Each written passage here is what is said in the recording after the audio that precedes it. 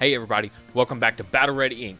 So this week's match is going to be our final 1.5 game. Okay, we're doing Red Black Mega Zoo versus McDonald's.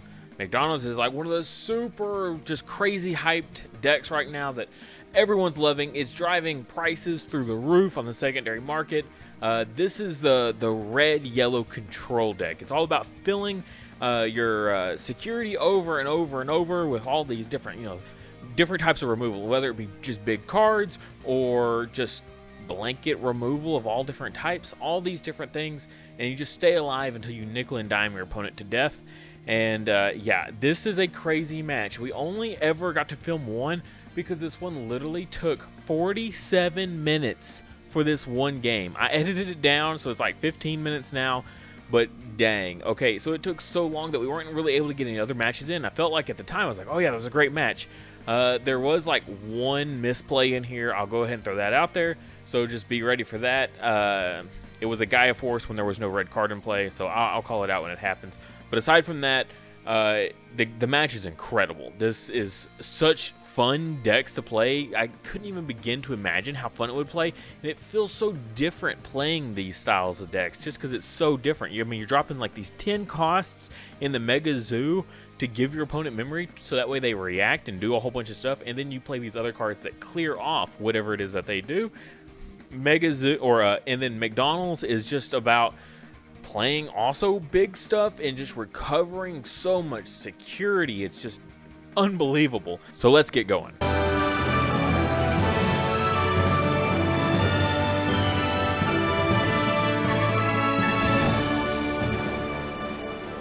Also, don't forget, this is your last month or last week to get the memory counter for the Sunomon. So make sure you check out the Patreon. This is the best way to get this Sunomon is going to be through my Patreon. Beyond that, they're going to get a lot more expensive after this. So if you want a good deal on them, definitely get them now. These are by far the best memory markers we've had on the channel yet. They are so cute. They are so awesome. I love this memory counter. I don't want to ever use another memory counter, but I've got to promote them, the next ones, next month. But yeah, I love this. This one is so awesome. Just so much detail and work on the fur, on the eyes, the mouth, the horn.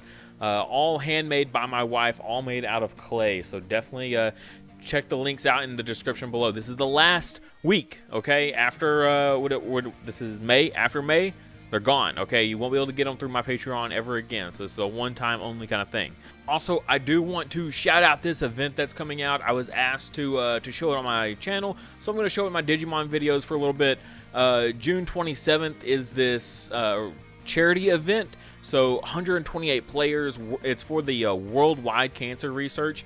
These guys are based in the UK, I believe, but they wanted to pick a charity that benefits the whole world, and I think this is super awesome. So I have no problems shouting this out in my videos, just because, just great things that these guys are doing. The event does have prize support, which is really awesome. I forget what the top something. Yeah, prizes for the top 16 all get stuff. Also, first place. I just thought this was crazy, but first place gets an Ultimate Guard backpack. Those are like $200. Okay, that's nuts. If you haven't seen what an Ultimate Guard backpack looks like, you should check those out because they are sweet. But yeah, so definitely looking forward to this event. Like I said, they're based in the UK, so they're starting at 4 p.m. their time, which is like it's 10 a.m. my time. So depending on where you're at in the US, it's going to be in the morning is when it's the start time. But yeah, so definitely looking forward to this. Going to be a very large event. They are capping it at 128 players. So if you haven't signed up yet, you might want to sign up soon because a lot of people are going to be promoting this on their channels. So it's going to go quick. All right, so here we go. McDonald's rolling a 4 there on the right side, and Mega Zoo on the left here rolls a 6, so they will be going first, which is pretty much just what they like, honestly, because they like to give all that memory first turn and make you overextend with the only 5 cards that you start with in your hand. We are using Tabletop Simulator this time because I do not have all of the McDonald's cards because they are crazy expensive. Here we see a LadyDevimon get hatched, and then just hard playing the Hyandramon, which is a very normal starting play for that deck. And then yellow here goes into the Salamon, probably for the draw.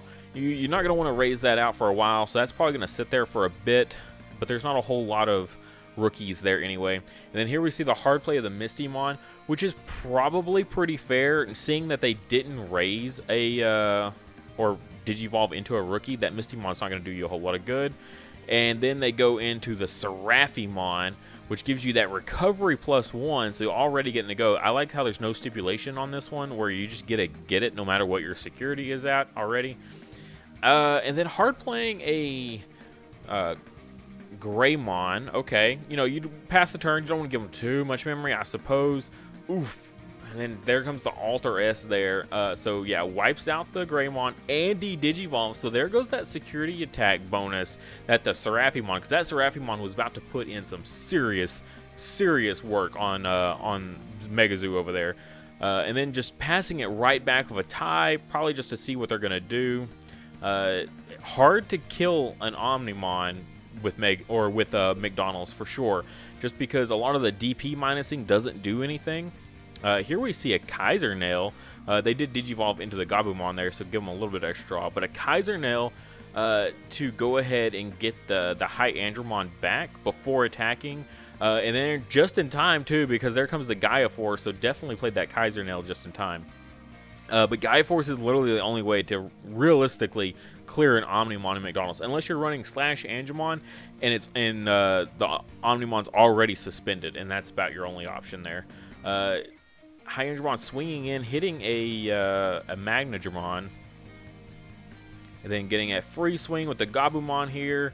It will die to a Magna Angemon though, so if you can ever get multiple swings out of a Gabumon, you are loving life, really. Or even if it survives and then it takes a hit, that's still a really good feeling. And then here, seeing the Gaia Force drop was a very big surprise, but I guess considering they already saw what having a level 7 on board does for the yellow, and if they didn't have any other big plays, then I guess it makes sense to go ahead and clear it. Speaking of Magna Angemon, we see one drop here, which will give us more recovery over for McDonald's. Still sitting on that Salamon, though, so no point in playing it. But that means there is another level 5 on field. I don't know if I said level 7 a second ago, but level 5 on field for a level 6 to Digivolve into, potentially. There's one of our level 6 targets right there, the Seraphimon. Unfortunately not doing any good. Then we see a Durandamon get dropped. That can be scary. If that stays on the field and a Ragna comes soon, or really any level 7 that can sit on top of it, that could be pretty devastating. Going to choose the swing with the Magna Angemon. I'm guessing they don't have anything to make it useful. And there we see a Glorious Burst get dropped for 8 memory because the tie is on field, which will clear that Durandamon off. So no piercing, which is not necessarily like a must, but you know, it could potentially like bring you problems later. And then here we see another Greymon get brought out, this time by its effect. That is probably one of the coolest things in this deck that I love the most, was the security Digimon. Felt so good, just because like normally security Digimon don't feel like they get any kind of value. Oh, we do see the Salamon get brought out here because now Salamon is live for swinging. No blocker, so we're going to get a free hit on security. Hit into a Durandamon, so it will die, so they will get the recovery. But like I was saying, the security Digimon feels so good in McDonald's because they do so much recovery. You're not just sitting on that same 5 security through the whole game. So if you don't have a security Digimon in that starting 5, you'll never see it. But in McDonald's, you recover for like 15 security, so it's definitely very probable.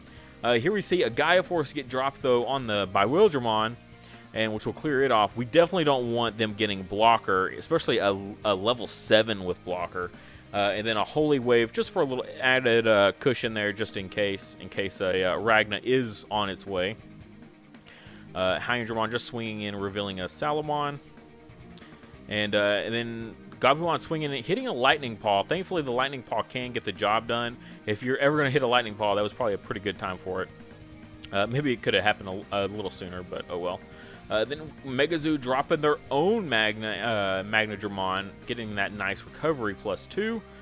Feels really good for them. There we see the Cupimon that gets dropped. Oh, look at that. And another Magna Andromon. Wow. So lots of Magna Andromons going on here, so both players almost back up to full security. Oof. Looks like we see a 7th Heavens get revealed there, which will clear the Magnadramon before it ever even gets to attack. So, very nice order of operations getting hit in that order. And then we see a Machinedramon get dropped. Machinedramon, pretty devastating, honestly. 11k blocker when most of the stuff in your deck can't get over it is kind of frustrating. However, if you had a second tie, you would be able to swing over it with the Magnadramon. Looks like we see an Eden's Javelin here for that 6 cost. It'll keep it on their turn. Draw 1, and then minus the DP. I believe I had like 4 or 5 cards in my hand at this point. Really, I needed the draw. I had nothing. Get into a Salamon, which gets another draw. Also, now we can swing with the Magnadramon without worry of the blocker. Hit into the mirror there, but we got the tie on field, so we are at 11k with the Magnadramon, which is great. Now the TK is getting brought out here. Going to pick up another Magnadramon out of security there, and then get that recovery +1. There we go. Shuffle that up. Nice tabletop simulator. Makes it all easy. And then so back over to black again. Going to swing in. That High Andromon just been putting in work. There we see a Holy Wave. So essentially cancels out that whole attack. Here they drop another Magnadramon. They probably could have swung with the Machinedramon unless they really wanted to block that Salamon for whatever reason. But I feel like you should have just swung into the Magnadramon while it was suspended. Here we see yet another Eden's Javelin. Gonna lower the Machinedramon again, so if it wants to block, it will have to kill itself, which is a nice way to get around it. But then we see the Millenniumon. Oof, that feels bad. Usually you feel pretty good swinging in with an 11k, but yeah, you can't win them all. And then we see, I believe it's that 7th Heavens to go ahead and drop the Machinedramon there finally. And then we see it's another one, which will clear yet another Magnadramon. I think it's kind of funny that every time the High Andromon swings, it hits something in security that kills off its partner, whatever its partner is. And it seems my battery has died on my camera, so no more face cam. Alright, so now we see the Salamon swinging in there, matching the 2K normally, but again, because of the tie, tie coming in clutch. So many swings here. The Salamon will live, which, you know, isn't the worst. They can't kill you there. So, and then we see another glorious burst there, this time for a memory cost of 7, because we have 2 Tamers on field, which will clear off that pesky High Andromon, at least for now. Now we see the Ragna get dropped and has the Bewildramon in hand, so we'll get to essentially Digivolve for free. Now has blocker, so now we have a rebooting blocker with security attack +1, swinging a 14k, so clearing everything. Every Digimon in security it will now clear, so that is definitely a huge threat. So we need to get some pretty lucky swings. I think there was a Gaia Force, if I do remember correctly, whenever I checked with that TK. So that's pretty important. Again, though, we see the what is that? The Wolf's Claw there that brings out that. So frustrating. Brings out the Digivolution source of your choosing there, because they've got the LadyDevimon over there. They're able to activate that. Brings back High Andromon yet again, still dealing with this guy, just plinking away at us over and over. But again, that Ragna's still sitting on board. Very frustrating. But, I mean, that was smart, though. Play the Nailbone. Not Nailbone, that's a purple card. Wolf's Claw. I forget the English name all of a sudden. There we see the Gaia Force, though, which will clear, thankfully, that Ragna just in time on the Gaia Force, for real, though. Just because once you're beyond 12k DP, a lot of the yellow cards just stop working. Here we crash the Salamon now, so got 2 security checks out of that Salamon. That was really good. And a recovery +1. That was some value out of that. And then we see the Magnadramon get dropped for another recovery +2. Such an insane amount of recovery. Like, truly, it's unbelievable. Unfortunately, we see the Millenniumon get dropped here, which will put it to the bottom of the deck. You know what's the worst part about that getting put to the bottom of the deck? When you finally do draw into it, you will not be able to activate it because it's the last card in your deck, so you can't get any recovery. Here we see a Shield of the Just, which has basically no effect. Even with the Tamer in play, there is nothing 8k or less to pop. And then we see yet another Durandamon get popped. Gets sets up for, you know, big plays for yellow, but you got to be careful because you don't know what they're going to pop out on you.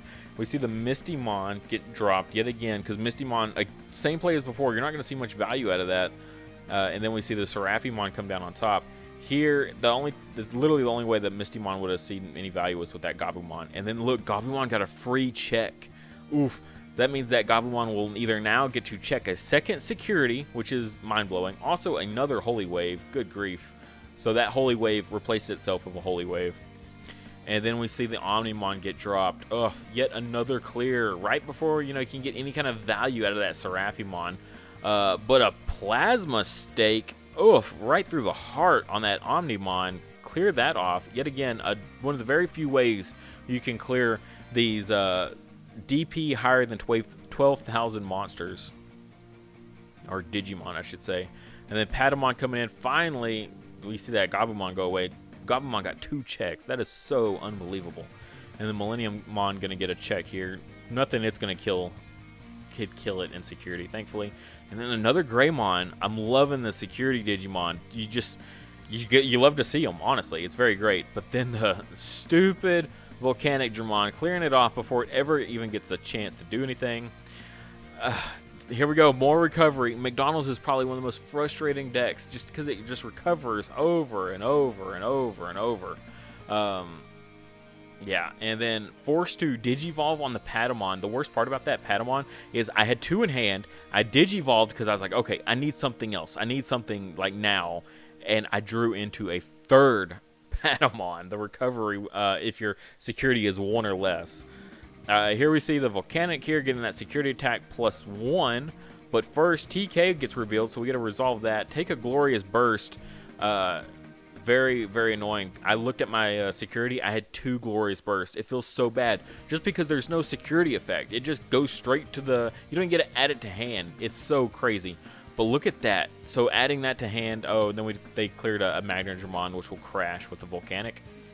And then swing with the Millenniummon here for a Gaia Force, which almost feels good, except for Millenniummon just gets to come right back.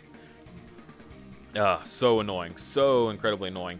And then drops a Machine Dramon, right, for a blocker, just so they can't push too aggro here, because they will be clearing security. And there we go. We see a 4-cost Glorious Burst. Wow. So go ahead and swing. It's important to know what you've got.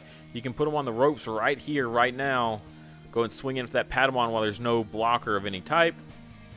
Volcanic Dramon, so it will die. If you can get some sort of recovery out there. Oh, there we see the other Patamon get dropped, which will give the recovery +1. At this point, the deck is almost empty. Like, literally, I mean, we're down to the wire here. I think I've got 1 card left in deck, so I know that I've got this turn to summon a bunch of stuff, and then next turn to attack with it for game.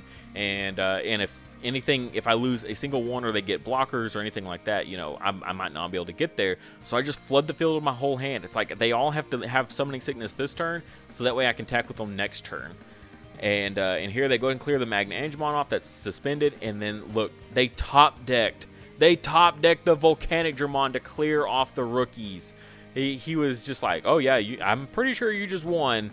And then it became their turn and literally top decked the Volcanic Dramon to win the game. And because after that, they literally, it came back to my turn. I drew my last card, which was the Magnadramon that the Millenniummon stacked to the bottom, which I couldn't even activate.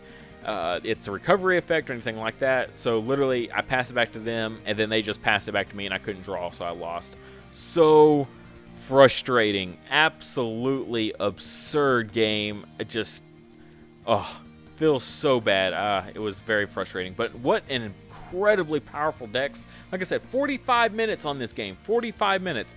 Literally, there would not be time for a game 2, and we would end in a draw. That's one of the reasons I just refuse to play this deck, McDonald's in real life, just because I feel like you're just going to get way too many draws and not enough actual wins. So I can't do it. Although with a Chaosmon, you know, maybe it might feel a little bit better. I definitely think with a Chaosmon coming out, the Volder arm, that the deck will not be going anywhere, and it will probably stick around through BT4 just because yellow is still good, and so McDonald's is mostly a yellow deck, and with the Volder arm added to it, just even more devastating. I will say the only thing that I wish I had in this deck that I didn't was just a little bit more security Digimon. I think, like I said, you get so much recovery that you're going to be able to put more and more in there. So especially with the TKs, is you can always, make sure that the deck is, or the security is getting the security Digimon, right? You're pulling out the bad stuff or the stuff you need in hand and then filling it with more stuff from the deck. You're getting all this recovery to just keep throwing cards into the security from your deck, so it just increases the likelihood. So maybe the Ankylomon at a maybe a 3 of or something like that would be a little interesting, just because you need a little bit more push power. That was the one thing. You have so much control and so much for survivability, but literally they get a couple big blockers out there, and it shuts you down so hard. So yeah, I wish I just had a little bit more aggro, not a lot, just a bit, and this would have probably gone a little bit differently. Also, knowing when to just bring your Salamons out instead of just sitting on them forever. Granted, I don't think I ever had an opportunity where I was like, okay, if I bring it out now, I could really kind of like push for game if I swing in, and then swing next turn with something else. I never really felt like that close, so bringing my Salamons out was never that much of an option. I think definitely using them for just the recovery was the smarter play, as well as, the draw power on the babies. If you notice, even after I went through my whole deck, I never went through all my babies, and I think the Cupimon, I think, is the one where if you have 5 security or more when you attack, you get to draw one. I think that was the only time that or that was the only egg that I ever felt like I didn't enjoy. The Upamons, when you get a swing with the Upamon for that draw, that feels really good because you're pretty much always going to be sitting somewhere around 3 security, and just getting that constant draw off the Upamons is just too much good value to warrant running a whole 5 eggs. So I think dropping it down to 4 eggs and just running the Upamon will be the way to go in the. Thank you guys so much for watching. If you enjoyed this video, please like and comment, as well as subscribe if you haven't already. If you enjoy this type of content, I try to put it out as much as possible, so definitely subscribe. Also, if you really enjoyed the content, check out my Patreon. I have a link in the description below for it. You can get access to my Discord server, as well as if you're a Dragon Village M fan, account takeovers where I help you out with your account. If you're a Digimon fan, I've got monthly giveaway, well, not even giveaways, I've got monthly merch that's specific to Patreon, stuff like memory counters, custom made. This is the baby form of Vmon here. There's going to be more in the works also, so lots of memory counters, all kinds of awesome Digimon merch. So definitely check out that tier, and if you're just all out crazy, there's other tiers if you're that dedicated. As well as check out my Teespring. I've got awesome merch there, official Battle Ready Ink merch. Awesome phone cases for you Digimon fans out there. They've got them for iPhones as well as Samsungs, so they are super sweet. If you've seen the last Digimon movie, that's where these are from. I had a friend of mine custom make these so that way they fit perfectly on these phone cases. They look super good, so definitely check those out. But at the end of the day, if you can't do any of that, just like I said, like the video. That helps a ton, and subscribe. It doesn't hurt, but it helps me. So that's what's the real benefit. And as always, I'll see you next time.